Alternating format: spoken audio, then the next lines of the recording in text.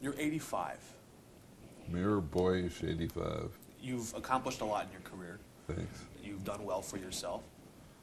Couldn't you just tune all of this American politics nonsense out? Yeah, you know, I mean, I'd like to be just a retiree. I've spent so much time in politics, so much of my life in it. And when you just see it turn to junk or worse, something that's become awful, I can't do nothing. So I have to. I just have to do this. I can't just concede that the current state of politics is okay without pushing back against it. What are you fighting? You know what? I don't want to think of it as a fight because I think that word is so used now in American politics. And everybody is presenting himself as a fighter, particularly in my party. Well, one side will win and the other will lose. No, but I mean the word fight, which they mean is, you know, we've got, please elect me to the Senate, I'm a fighter, I'm going to go there, there's not enough fighting, I'm going to really throw the fists. And that's really what's wrong now. The sense of trying to live together, trying to reach any kind of consensus or accommodation is gone now in politics. So, I mean, to me, what's gone wrong is that we have become so polarized and so divided in America in our politics, us against them, each party trying to win primary elections by appealing to the hardest edge of the base in each party. And all of this is driving us apart. It's making politics dysfunctional, and it is dysfunctional. The U.S. Senate doesn't really work anymore. But it's worse than what it's just doing to politics. It's what it's doing to our personal lives, to families that are broken up because of political differences, friendships that are lost because of political fighting. And so this political situation has metastasized into the rest of the country. And I think we have to face up to it and provide an alternative to it. And that's what this campaign is all about. The U.S. Senate is not working anymore. No, of course not. You, in your time in the Senate, were an ardent defender of the filibuster, keeping it in place. Still am. You still are? Yeah. Even though you just said that the U.S. Senate isn't working anymore. Yeah, but I mean, that's not the reason we had filibusters back then. They weren't used all the time. They were more the exception than the rule. But I think that it's important to have a system, a structure that, as James Madison designed it, to prevent the tyranny of the majority. So if you have two houses where just 50 votes in the Senate can put across major policy changes, I think that that's not a good idea. Is the Republican Party still the party of Abraham Lincoln? No. No. And no. I mean, my problem isn't just the Republican Party. I am a Republican, so I am concerned about my party, but it's more than that.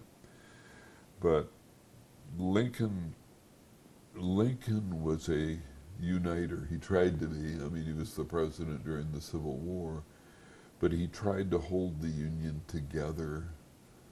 And back in March of 1861, his first inaugural, this was after 7 southern states had already seceded from the Union, and it was a month before the outbreak of the Civil War. And he said, "We're not enemies, but friends. We must not be enemies." And he called for, a revival of what he called the better angels of our nature. And that's what's gone now. The idea that political opponents are friends, can be friends, should be friends, is gone. And it's like a pitched battle over politics where each side believes that it's good and it's righteous and the other side is evil, and there's no communication, there's no compromise between the two sides. So it's very different from the time that, it's very different from how Lincoln envisioned politics to be. The farther and faster we drive away from one another and toward our poles or our corners, the farther we have to travel back to get to know one another, I suppose. How closely are you watching the January 6th committee? I'm watching it, I haven't watched all of it. I missed one or two, but, I saw all of yesterday, for example. And what did you see? Well, I think it was a very strong case against President Trump. I think it made the case that he knew that the people there, or had been told that the people there were armed, and notwithstanding that, he directed them to go down to the Capitol, and he wanted to go with them. So I think that's that really is a very strong case against him. We discussed Abraham Lincoln a moment ago, and even in the most bitter time in the aftermath or as the Civil War was winding down, there were some people, some Union generals, military forces, other voices that really wanted there to be a prosecution or worse of some of the Confederate generals, and Lincoln was opposed to that because he wanted to see peace. Yeah. We saw the same thing with Gerald Ford pardoning Richard Nixon. Yeah. In this moment, with Merrick Garland, of all people, as the Yeah. Attorney General, Yeah. do you want to see the Department of Justice prosecute President Trump for either inciting violence, obstructing justice, tampering with witnesses? Is there a case there? Well, I would much rather see this be viewed as more of a political question and a public question, and how did the American people react to this? So a president is above the law? No, a president surely isn't above the law, but what bothers me is the notion that, one party comes in power and prosecutes the other party. That's something that would worry me. I don't know.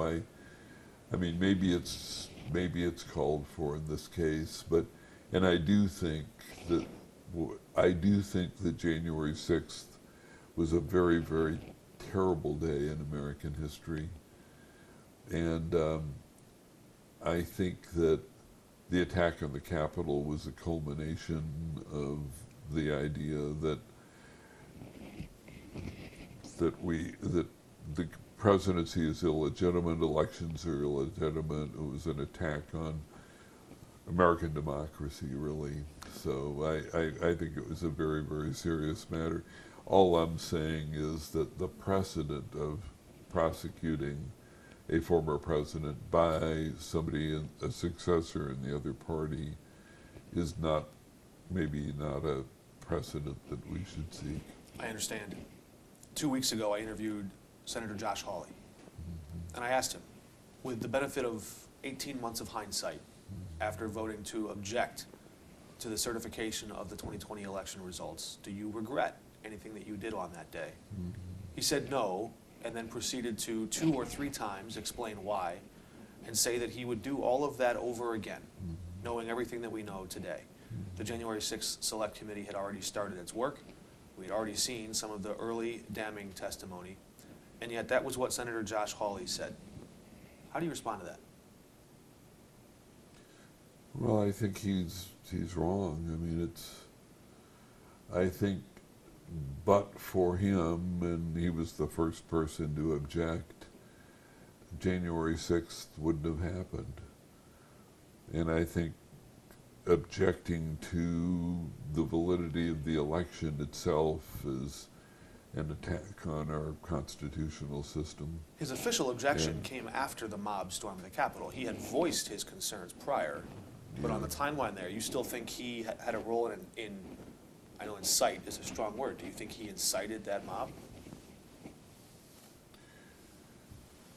I think he caused the events that followed, because it took a Republican in the Senate to object to the certification of the electors.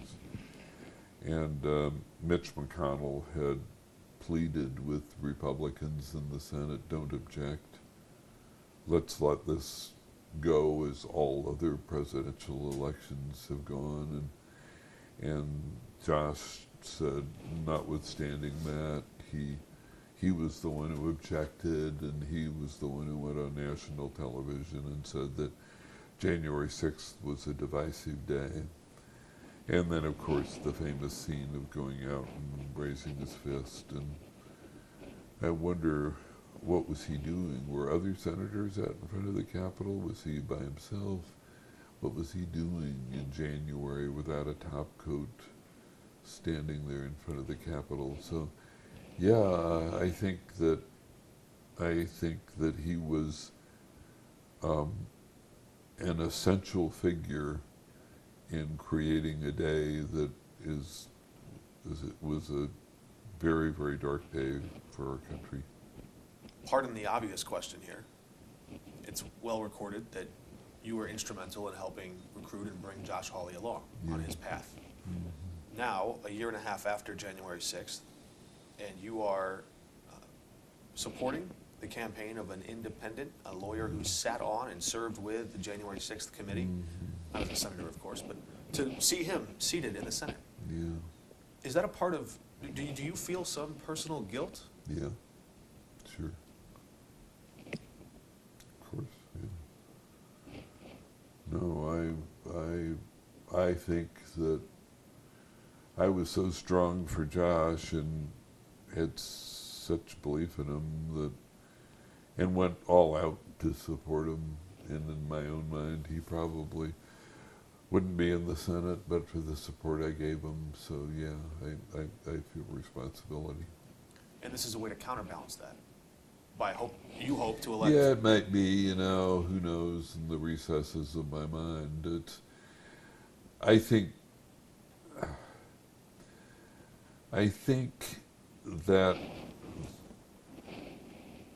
the John Wood situation is different. I mean, first of all, I didn't really know Josh very well. I know John very well. I've known him since he was a child. I officiated at his wedding. His office was across the hall from mine when I was a senator. So I know him. I've known his family for a long time. And I think I've got a better window into who he is than I did with Josh. Do the people of Missouri, though, I'm going to preface that question this way. Josh Hawley has many skills. One of them is getting the attention of the public. And in this political climate, that's something that many politicians need and find that they have to tap into effectively if they're going to penetrate enough of the saturated media market, right, to get the attention, get the votes, and get to power. Yeah. Can John Wood do that? Can he compete Yeah, with yeah. Flair? You know why I think so? Because, we took polls on this back in February, and I'm pretty confident that polls today would show about the same thing. That the overwhelming majority, 75, 80% of the people of our state who would vote in the general election know that something's gone really wrong with politics, and that neither party represents them or people like them, that both parties have gone extreme, that they're both content with appealing only to primary voters in the hardest edges of their constituency, that the center of American politics is gone now, and that politics has just become extremely ugly and divisive. And it's not only making politics dysfunctional, it's affecting our relations with one another, as family members, as neighbors. So this is really a very, very serious matter that people recognize. And because so many people recognize it, I believe that a campaign that is focused on this message, simply of pulling the country together, will have a tremendous audience, and that people have been waiting for just that.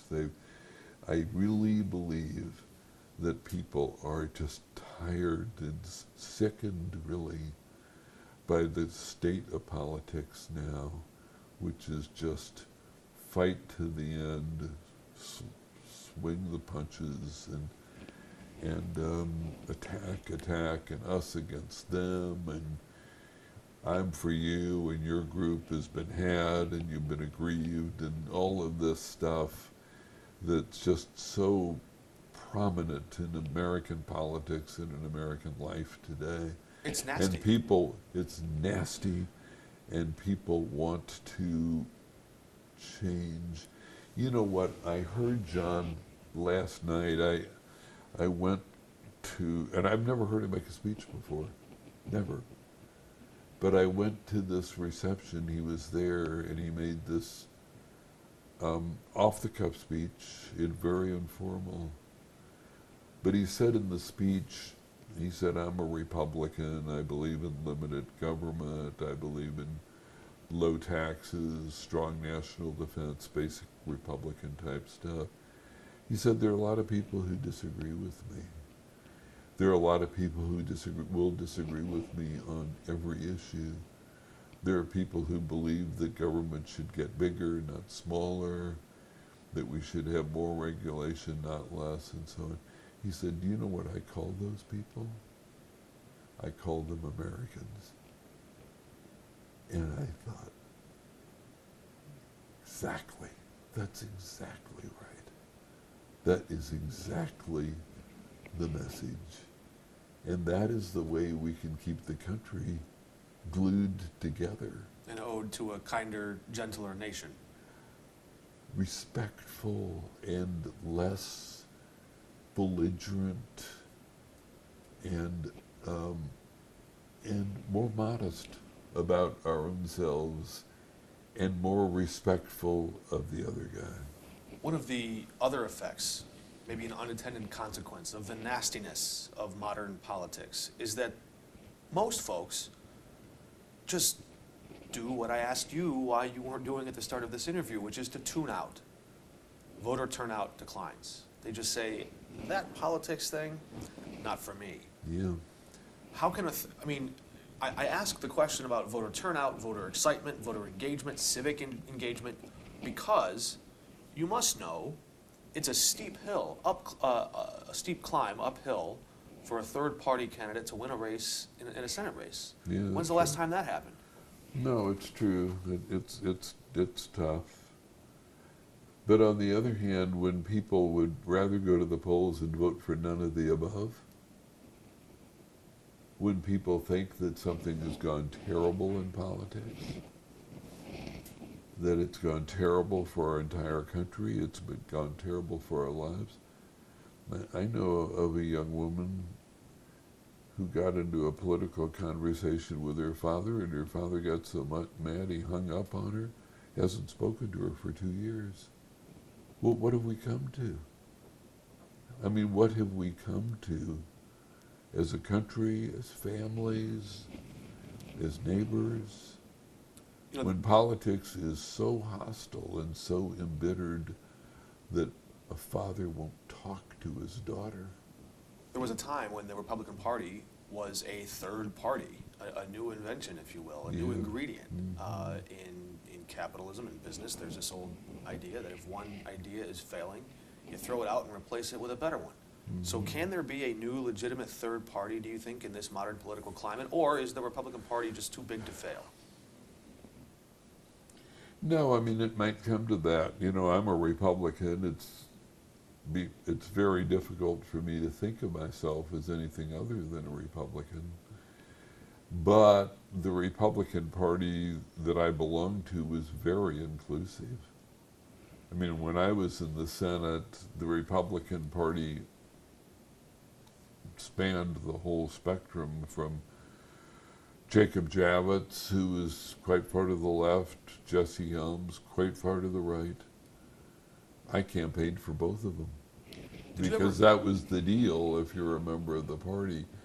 But we embraced all of that, and nowadays it's as though, well, it's true that people who are more conventional Republicans or more, say, traditional Republicans are shoved out of the party. So you've seen that with Lynn Cheney, shoved out of her position. You see this with you know, let's go hunting for rhinos, no more rhinos. Can I ask you about that? Yeah. It sounds like you saw the Eric Greitens ad, Sure. where he encourages his supporters to go hunting for Republicans in name only. I don't know if he would consider, if he or his supporters would consider you in that group. But he said there'd be no bagging limit, no tagging limit, later calling it just satire and an analogy for defeating rhinos, not actually Killing murdering them. Right. Killing them. Hunting them with guns. That is the literal definition of domestic terrorism, Yeah, using fear or intimidation or violence for political means. absolutely. What did you make of Going after people with guns. What I made of it is this is beyond crazy, but it's of a kind with what else is going on in politics. So while Greitens is kind of the extreme version of it, you see it all over the place. I mean, you see it among other Republican candidates for the Senate who are doing their best to simply appeal to the base, simply appeal to a part of the Republican Party and ignoring everybody else. And then doing... You know the role of the Attorney General in Missouri better than most anyone. Yes, I do. Do you see authenticity in Eric Schmidt? I see him involved in a lot of very high-profile things that don't pertain to the job of the Attorney General. Such as? Suing China in an amicus brief challenging the Pennsylvania election, suing school districts over masking. The job of the Attorney General is to represent state government and its various departments. It's not to get involved in all this stuff where he purports to be the policy representative of the public. That's not the job. An Attorney General is a lawyer, an Attorney General runs a law office, an Attorney General has a client, and the duty of the Attorney General is to serve that client, hopefully with great professional skill. Is he grandstanding? Well, I would say so, yeah. I just wonder if he's doing the job that he was elected to do. You know, I mean, if you're off on a toot, then, you know, okay, but what are you leaving undone if you're off on a toot? I don't know. Did you ever imagine when you helped secure and organize the confirmation of Clarence Thomas to the Supreme Court that he would write the opinion to overturn Roe versus Wade? You know what, I was never focused on Clarence's jurisprudence, and I still am not. I don't read a lot of his opinions. I've read some, but I've never seen myself as the commentator on Clarence Thomas's court rule, judge rule.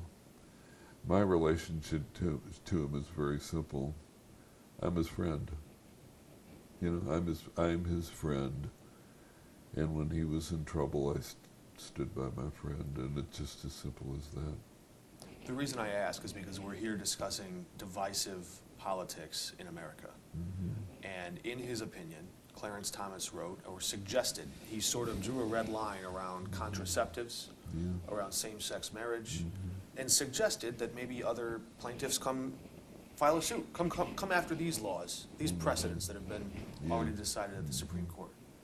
Is that divisive? Has the Supreme Court become too political? Well, again, I want to separate how I feel about Clarence and my support for him during this time of trouble.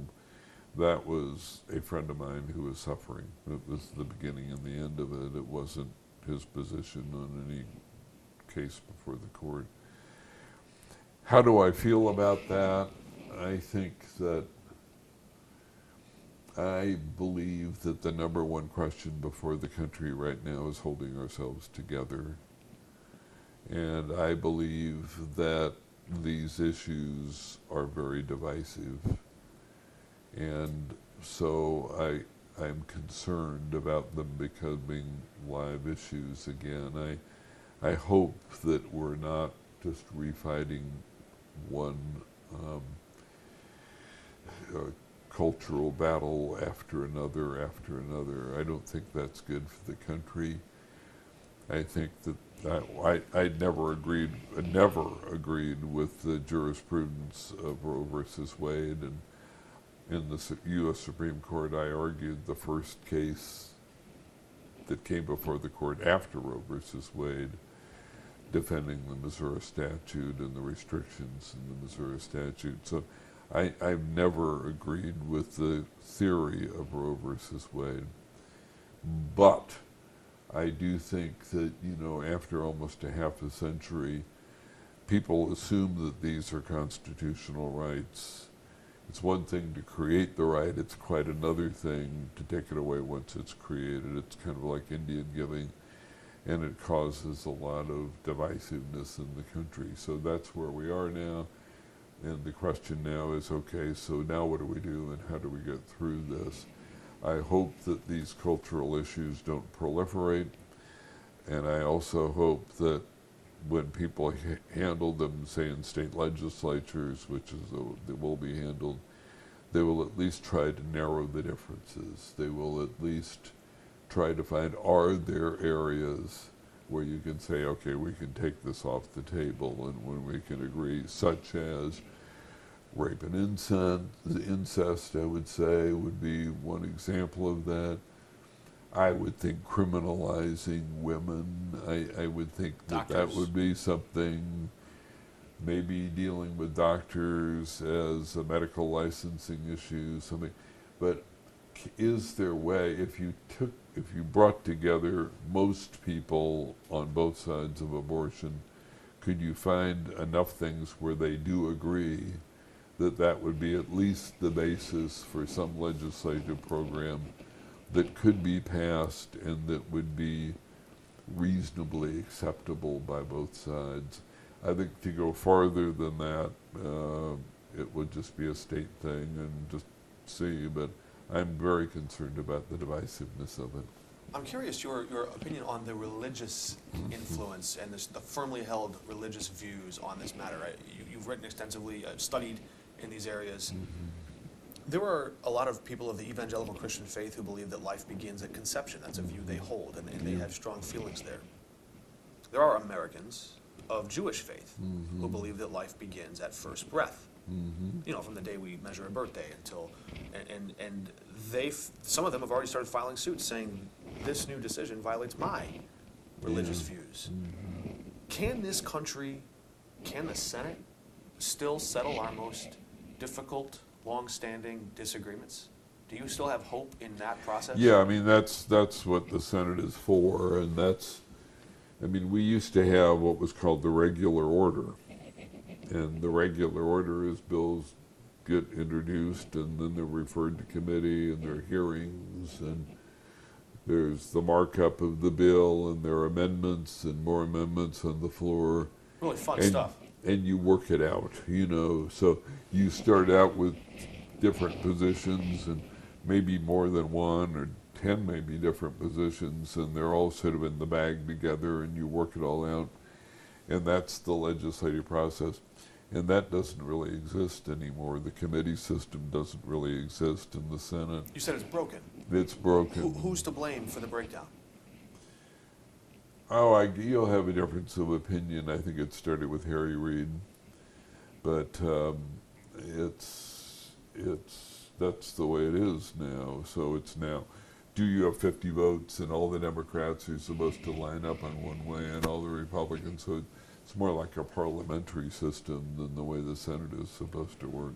I want to bring this conversation back to Roe and evangelical Christian views for a moment, because I read recently an article from an evangelical conservative who said it was Roe actually that created the wound, and that by reversing the debate, that created the wound, a national wound was his word. Oh, yeah. And that by putting this debate, as you called a live issue, back before the states, people can reset. And maybe that's one of the quirks of democracy, that every generation has, what is it? Freedom is only one generation away from extinction. Who said that? Is there some, I know you said these are divisive issues. Can you give us any hope that through these debates, at the local, at the state levels, that perhaps there might be some compromise, there might be some better understanding? Is there still hope for that? I think it's hard on the subject of abortion. Now, I do think that there are areas where you can get broad agreement, and that's where I think the emphasis should be. I do believe that most people would say, okay, there's a point in a pregnancy when the fetus is sufficiently developed that viability or whatever it is, but I mean that can be discussed, but where the fetus does have independent value and that should be, I think most people would say partial birth abortion, which is essentially, killing children in the process of being born, is wrong. I think most people would think that. I think most people would think that you should be able to make up your decision in the first 20 weeks. I think there are areas that, are open for discussion that would be worth discussing from the standpoint of how far can we go to come together, how far can we go to try to reach agreement, and to narrow our differences rather than each side going to the extreme of, no abortion under any circumstance, even for rape or incest, put the women in prison on one hand, or anything that happens, free abortion on demand up to birth. I think that there's space there where most people are, and it would be possible. And if you did it in a legislative process, now this will be probably in the state level, but if you did it in the legislative process, okay, I think you could work things out. If people were of a mind to try to work things out. These are difficult issues for families to discuss, for politicians to discuss, and yet these are the issues of the day. And this is the moment that John Wood is choosing to jump into this circus of American politics, if you will. Is John Wood ready to handle these issues? Is John Wood ready for prime time? Yeah, he is definitely ready for prime time. My thought before seeing him yesterday make a political presentation and then seeing some of his interviews today, I didn't know how he would be as a candidate. I knew that he was a really smart guy with a really good heart, but he really is a good candidate, and he is by far the most qualified candidate. Just in credentials and brains and ability, and also the ability to work within the legislative system. There's no doubt about that. He is the most qualified. And he also has the message, which is respect your opponents, treat them as fellow citizens, see where you can agree, do business with the other side, and if you're in the Senate, your job is to legislate, it isn't to throw bombs. What would you say to Missouri Republicans who see a third-party candidate like John Wood as a potential spoiler who might make it easier for a Democrat to win that Senate seat and possibly control which party controls the U.S. Senate? I'd say in our state, the Democrats are so underwater that there's no chance that they will elect a senator under any circumstances. Not even if Eric Greitens is on the other side of the ticket? I think that Joe Biden is so underwater and the Democratic agenda is so unpopular, and their party has gone so far off the reservation in so far as most Missourians are concerned, that they're just not going to win no matter what. Now that is my analysis of it. So I would say to Republicans who feel that way, I don't see it. And I would also say that I think that John is going to take votes from Republicans, from Democrats, because on this basic theme of holding the country together and what's gone wrong with politics, those basic views are shared right across the board by Republicans and Democrats. So he's going to be speaking to maybe 80% of the people of our state who think that both parties have gone wrong. How should history remember Roy Blunt? Well, I think Roy Blunt is a really good senator. He's been in the Republican leadership in the House before he went to the Senate. So he's recognized as being a leader. He is a good person. He is an effective, he's a legislator's legislator. He's not one of these people who just grabs every headline he can in order to serve his own purpose. So yeah, I think people will remember Roy Blunt as a really excellent senator. I'm just going to ask this last question out of curiosity. Where do you get your news, and do you trust it? Well, I get it from a variety of sources, you know. I get it from the New York Times, I get it from the Post-Dispatch, I get it from Wall Street Journal, The I paper. get it from Politico, I get it from here and there. And you trust it? You've seen the sausage made. I mean, do I think that we've come a long way from Walter Cronkite? Yes. Do I think that the network news is more propagandistic than news presenting? I do. Do I think that the New York Times editorializes on its front page? Yes, I think that. So I think that I do think that there's an ideological bent to a lot of what's in the news. I think if you watch Fox News or if you watch MSNBC, you realize that... Oh, I'm sorry. I wasn't asking about entertainment. I was that- asking about news. Yeah, but yeah, I mean, I think it's possible to get the news, but I think you've got to kind of hunt around for it. Interesting. Yeah, That was just a personal question. I was just sort of curious. yeah, Senator, I appreciate your time. sure. Thanks for sitting down with us. Very interesting, thank you.